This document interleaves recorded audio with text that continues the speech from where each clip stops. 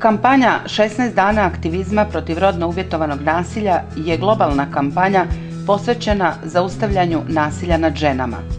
Provodi se svake godine od 25. studenoga, kada se obilježava Međunarodni dan borbe protiv nasilja nad ženama, do 10. prosinca Međunarodnog dana ljudskih prava.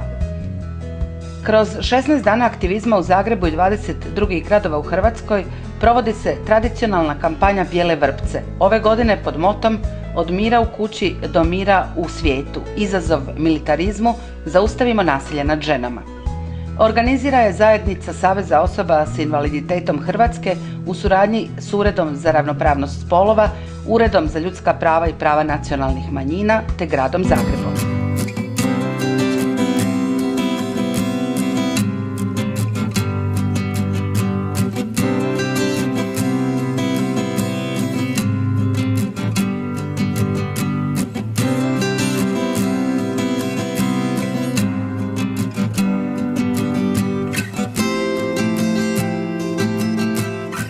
Građanima su dijelile prigodne promotivne materijale i bijele vrpce kako bi i javnosti ukazali koliko je problem nasilja ozbiljan i kako je nužno da se država i društvo u cjelini ozbiljno i sustavno njime bave.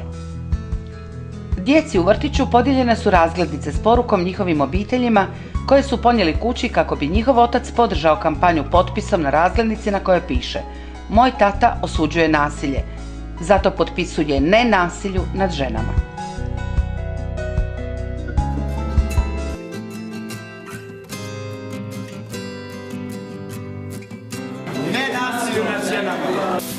Učenicima je predstavljena kampanja 16 dana aktivizma posvećena podizanju svijesti o rodno uvjetovanom nasilju kao pitanju ljudskih prava, jačanju lokalnog djelovanja posvećenog borbi protiv nasilja nad ženama i izražavanju solidarnosti među aktivistima svijeta.